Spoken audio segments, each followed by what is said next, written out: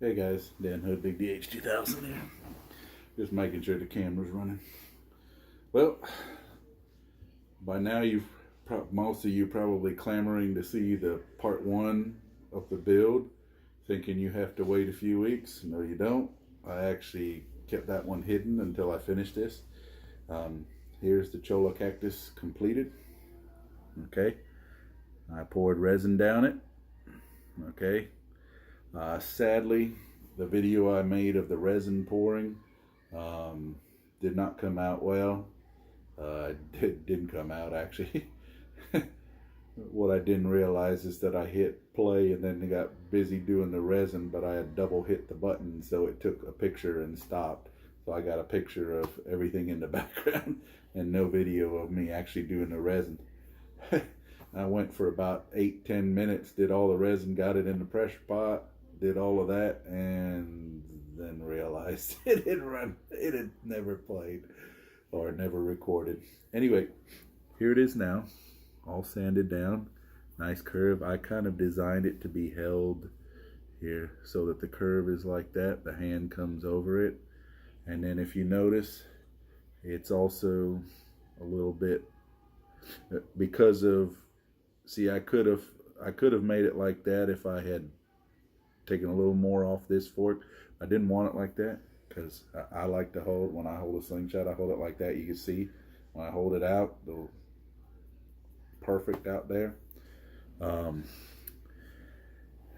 the video, it's too bad that the video of me pouring the resin didn't come through, because y'all would have had a fit laughing.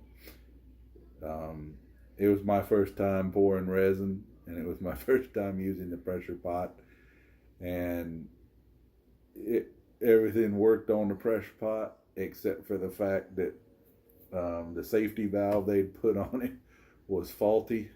So the safety valve kept going off at 25 psi instead of 50 psi like it was designed to. So I never could get up pressure in the pot enough to get all the bubbles out. So there were a lot of air holes in the resin, as it poured down, because obviously when I poured from the top and things didn't quite go as well as I had wanted to, and I had it wrapped in aluminum foil, and one or two pieces of aluminum foil are still stuck in the resin. I couldn't get them out. Now initially I was going to go in and go back with resin and fill in all the holes, but after I got it sanded down to about 100 grit, I realized, the holes they're kind of cool, and they grew on me. So I decided to keep them. I said, well, if nothing else, not necessarily show my mistakes, but show my learning curve, but also they added a character to it that I hadn't expected. Well, okay, so we're going to sand this, we're going to wash it, we're going to sand it, wet sand it, and all that. Then I wanted to just use my air compressor to blow out all the dust. Anyway, because I had done all kinds of things, some of the dust stuck in the holes, it would just blow out.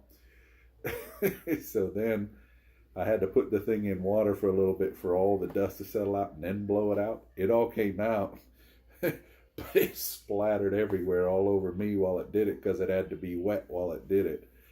So that was an interesting experience as well. It's too bad none of y'all were here, because you'd have just died laughing. Anyway, you can see I started, you can see you can see how it's a little weird on the bottom. That's because I started filling the holes with resin and, trying to cover the holes. I just wasn't happy with the way it was coming, and by then the holes had all grown on me. And there's also some interesting things where you see there was some bark in there, and the resin kind of went around the bark and wouldn't let the bark loose. If I'd had good pressure in the pressure pot, it probably would have pushed out all those air bubbles, and we would have just had solid resin around that bark. But instead we got a lot of air pockets. But you know what? In the end, it sanded to I want to say 1500 grit, and literally all I've done is wiped it down in Lord Sheridan. Um, it's a kind of a wood cream, if you will, that's mainly fabricated in Great Britain, I believe. It says made in England. I got it on Amazon after hearing from several of the guys in Great Britain about it.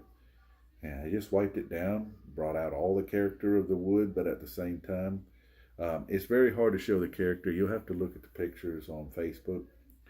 But anyway, there it is. And this one isn't really for sale. A friend kind of spoke up for it when I started playing around. He saw my initial picture of it that I let slip, and he was like, oh, he says, when you get done, I want that one. So I'll be seeing this friend here during one of the tournaments, and it'll go to him. But anyway, I know what to do now, and I've learned a lot with this stuff, and I may try a second one, I may not. That Cholla cactus, if you see in the first video, was just, I mean, the shape was just perfect. Trying to find that is going to be tough again, but, you know, I'll keep an eye on eBay, and if one comes along, who knows what color I'll do it in next time. Maybe I'll go purple or green or something like that. But anyway, I have learned a lot, and I have learned how to do it, and I've learned that it takes a ton of resin. You can almost lose a whole, I basically lost equivalent of 2 pints of resin on this thing. It's a chore, and you gotta over pour, and then cut it all off and trim down and everything. Because there's no way to just, because of the shape, you know, if it was just a little piece that just laid perfectly flat, you wouldn't lose as much resin. But trying to get, you know, create something that's shaped right to hold the resin and keep the resin put, and not, you also don't want to cut it too short, yes, because there'd be a little frizzies on the end with the resin, so you got to cut these later, so the whole thing starts a little longer, a little fatter, a little taller. And then you got to be careful, because once you get all of that, you got to make sure you can fit it in the pressure pot. It's not like you're going to go buy a $10,000 pressure pot where you can practically walk in the thing, you know.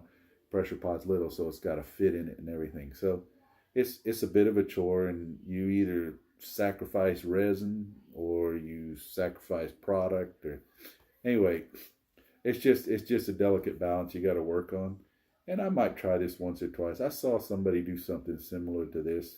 I can't remember if it was for a knife or for a slingshot. I think the one for a slingshot just took the stuff and sanded it and never bothered to fill it with resin. But I saw somebody fill a knife handle with resin and then use it. And I thought, man, I got to do that on a slingshot. So I might practice one more time. But it's an expensive endeavor when it comes to the resin. Anyway, hope you guys like it. Sorry the video's long.